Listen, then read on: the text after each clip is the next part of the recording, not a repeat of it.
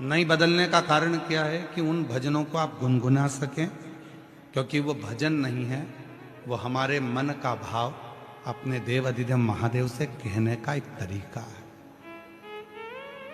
अपने दिल का, अपने हृदय का। और मेरी राजस्थान की जीजियों, मेरी जयपुर की बेटियों, मेरी बहनों, मेरे जीजाओं, मेरे बुजुर्ग माता पिता, याद रखना ये प्रसंग 24,000 श्लोक की ये शिवपुराण की कथा में एक एक शब्द में शिव समाया हुआ है, एक एक शब्द में।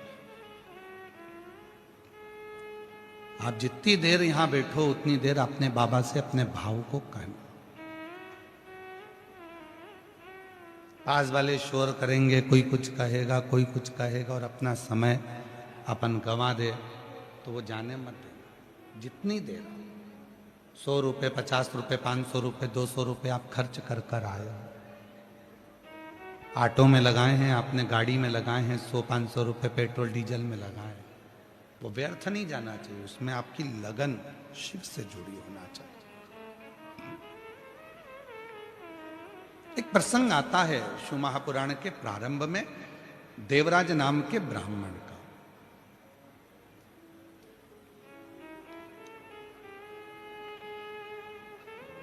ब्राह्मण के घर में जन्म लेने के बाद भी वो ब्राह्मण तत्व को धारण नहीं कर पाया।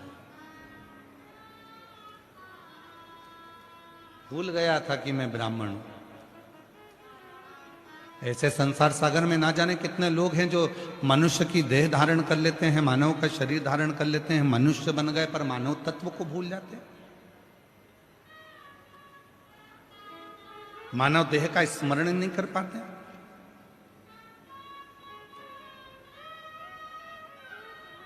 महाराज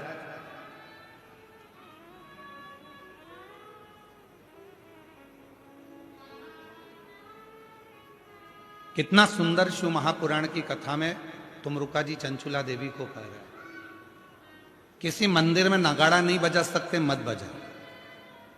किसी मंदिर में घंटा नहीं बजा सकते, मत बजा। किसी मंदिर में मंजीरा नहीं बजा सकते, मत बजा। किसी मंदिर में जाकर ढोल नहीं बजा सकते, नगाड़ा नहीं बजा सकते, मत बजा। पर शिव पुराण की कथा कहती है 5 ऐसे हैं जिनके चेहरे पर यदि आपके द्वारा मुस्कुराहट आ जाए तो समझ लेना कि आपकी जिंदगी नगाड़ों से, ढोल से, मंजीरे से और खुशियों से भर गई। 5 ऐसे। पहले नंबर पर है मां, दूसरे नंबर पर है पिता, तीसरे नंबर पर है बेटी, चौथे नंबर पर है बहू, और 5वें नंबर पर है शिव का भक्त।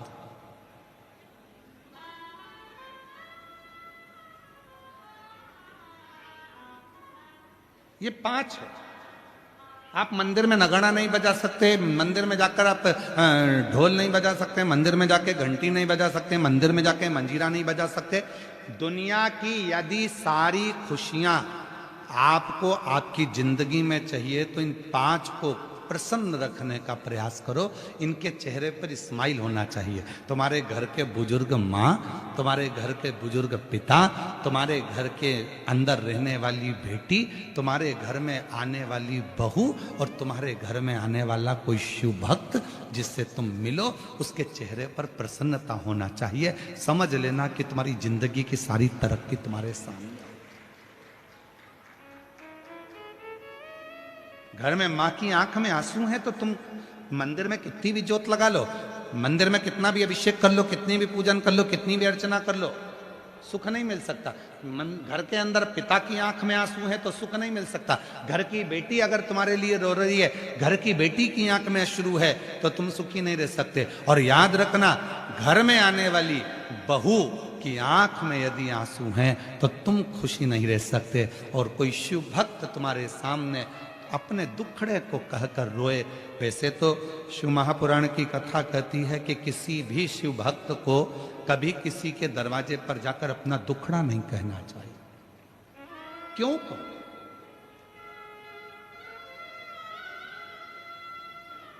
कभी किसी शिव भक्त को अपना दुखड़ा कभी किसी के सामने जाकर नहीं करना चाहिए। जो शंकर भगवान को एक लोटा जल चढ़ाते हैं, जो शिव जी की आराधना करते हैं, जो शिव की साधना करते हैं, जो शंकर की भक्ति में डूबे रहते हैं, जिन्होंने शिव महापुराण की कथा पर अटूट भरोसा कर लिया, विश्वास कर लिया, दृढ़ता कर ली, जैसे आप सब लाखों की संख्या में आए हो कथा को श्रवण करने के लिए, आपके अंदर विश्वास है, मैं अगर कथा सुनूंगी 7 दिन पंडाल में बैठकर कथा का तत्व ग्रहण करूंगी और वहां की मिट्टी को अपने हृदय से लगाऊंगी, निश्चित है 3 महीने में मेरा बाबा मेरी झोली भरेगा। यदि तुम्हारे भीतर दृढ़ता है, यदि तुम्हारे भीतर भरोसा है, यदि तुम्हारे भीतर शिव के मंत्र का, श्री शिवाय नमस्तुभ्यम का, ओम नमः शिवाय का, नमः शिवाय का, महामृत्युंजय मंत्र का, शंकर के नाम का यदि भरोसा दृढ़ है, तुम्हारे अंदर विश्वास है, तो यह मानकर चलना कि तुम्हारे को शिव की कृपा अपने आप होना प्रारंभ हो जाए। एक पत्र है, अच्छा है, पहले पत्र की शुरुआत हो रही है।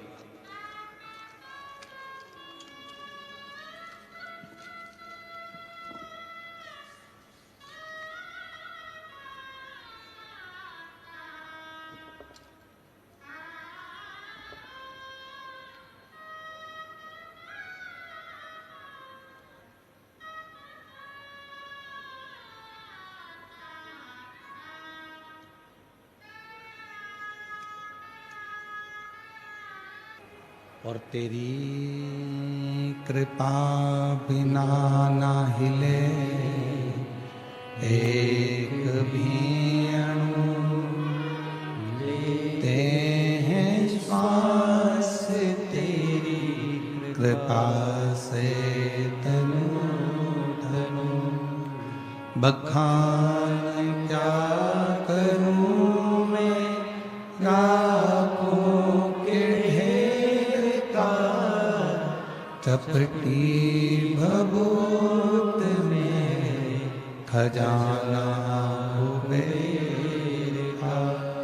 हे गंगाधार मुक्ति द्वार ओमकार तू, भोले ओमकार तू, आयो शरण बिहारी शंभु तार तार तू। बखान क्या करूं मैं लाखों के ढेर का, चपटी भभूत मेरे खजाना कुबेर का। हे गंगाधार मुक्ति द्वार ओमकार तू, भोले ओमकार तू, आयो शरण तिहारी तार तार तू। जिस कथा को आप और हम श्रवण करने के लिए बैठे हैं, और ऐसे कई पत्र हैं जिन्होंने पूर्व में कथा सुनी और कथा सुनने के बाद में बाबा से विनय करा और आज यहां पर बैठे हैं पत्र लिखकर।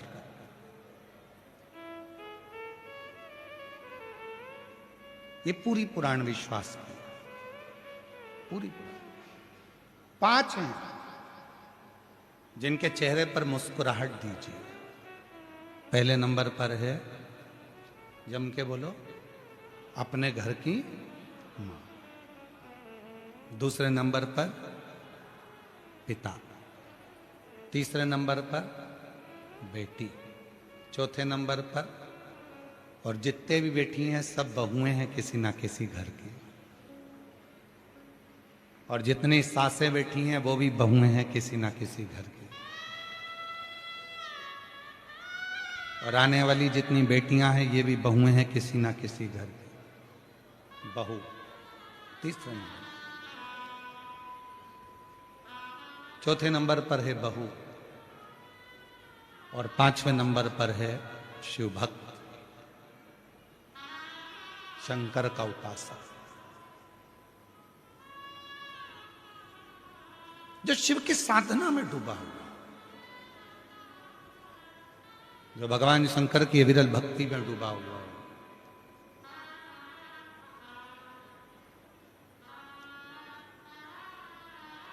प्रसन्नता दीजिए। आप मंदिर नहीं भी जा पाए ना, आपके घर के माता पिता अगर प्रसन्न है, आपके घर की बेटी और बहू प्रसन्न है, तो समझ लेना कि शिव ने स्वीकार कर ली आपकी भक्ति। 33 कोटि देवता में केवल एक देव अधिदेव महादेव ऐसे हैं जिन्होंने आपके जैसा फर्ज अदा करा है, आपके जैसा फर्ज अदा करा। शंकर भगवान ने अपनी लड़की अशोक सुंदरी का कन्यादान भी करा।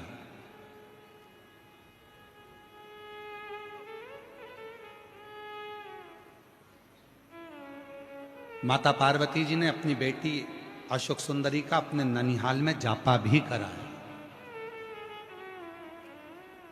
जापा भी करा। केवल एक शिव।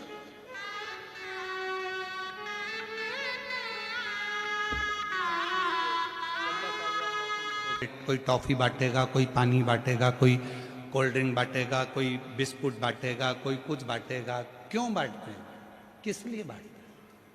उनका मुख झूठा कराते हैं जो शिव भक्त यहां आते हैं। किस लिए,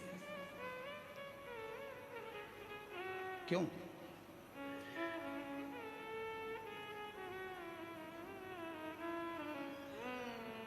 हमारे जो आयोजक हैं, कार्यक्रम के संरक्षक जी श्रीमती पुष्पलता श्री सत्यनारायण जी बेनीवाल जी, कहाँ बैठे हैं, कहाँ गए? बेनीवाल जी, इनसे भी पूछिएगा और आयोजक समिति से भी पूछिएगा। और अभी नहीं तो बाद में जो हमारे कथा के यजमान हैं श्रीमती पुष्पलता रावत, श्री घनश्याम जी रावत जी, श्रीमती रेणु रावत जी, श्री राकेश रावत जी, कहाँ बैठे हैं रावत जी? हाँ, सामने बैठे। साधुता है, पक्के यजमान हो, नीचे बैठकर कथा श्रवण कर रहे हो, उसके लिए साधुता है। सबसे नीचे का जो नल होता है ना, उसमें पानी अच्छा आता है। टंकी का पानी ऊपर के फ्लोर में कम हो जाता है, पर नीचे की स्पीड बनी रहती है, उसके लिए साधुता है। तो इन लोगों से पूछिएगा कि कथा के यजमान बने हो तुम, अभी नहीं तो 3 महीने बाद पूछिएगा कि मेरे देव अधिदेव महादेव ने आपको क्या दिया और क्या प्रदान किया। जो मुख झूठा करा रहे हैं, टॉफी खिला रहे, पानी पिला रहे, भोजन करा रहे, बिस्कुट खिला रहे, जो भंडारा चला रहे, जो प्रेम से मुख झूठा करा रहे हैं, उनसे पूछिएगा कि शिव भक्तों का मुख झूठा कराया है आपको बाबा ने क्या दिया। और हम आपसे निवेदन करते हैं, जितने भी यूट्यूबर आए यहाँ पर, जो भी यूट्यूबर यहाँ आए, रीलें बनाए, इन भक्तों से भी पूछना कि कथा के पंडाल में बैठकर इनको भोले बाबा ने क्या क्या नहीं दिया। कोई ऐसे ही नहीं पहुंच जाता, जब तक बाबा देता नहीं है तब तक लोग आते नहीं है, ऐसे नहीं पहुंच। और आज फिर व्यासपीठ से करा, दिल से सुनना, वो दिल से देगा, खाली नहीं छोड़ेगा। जो दिल से मांगोगे वो दिल से देगा, जो दिल से मांगोगे वो दिल से दे देगा। मेरा भोला भंडारी है, मेरा भोला भंडारी है, खाली झोली भर देगा। मेरा भोला भंडारी है, खाली झोली भर देगा। मस्तक पे चंदा है, उजियारा कर देगा। मस्तक पे चंदा है, उजियारा कर देगा। मेरा भोला भंडारी है, खाली झोली भर देगा। मेरा भोला भंडारी है, खाली झोली भर देगा। देवराज ब्राह्मण के घर में जन्म लेकर भी ब्राह्मण कर्म नहीं कर पाया। कभी कभी हम मानव के शरीर में जन्म तो ले लेते हैं, पर मानव जैसा कर्म नहीं कर पाते। मानव कर्म से दूर रहते हैं।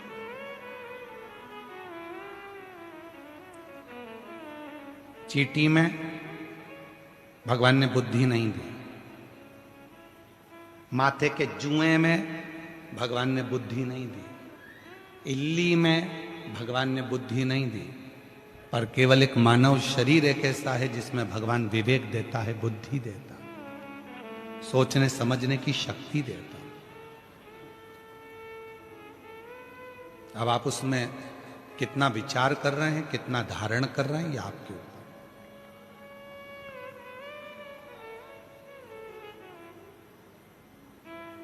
पीने के लिए दुनिया भर का अच्छा अच्छा रस, फलों का जूस, ड्राई फ्रूट्स, सब कुछ मेरे ईश्वर ने दिया, और उसके बाद भी हम गंदा भोजन करें, व्यसन करें, तो ये शिव को स्वीकृत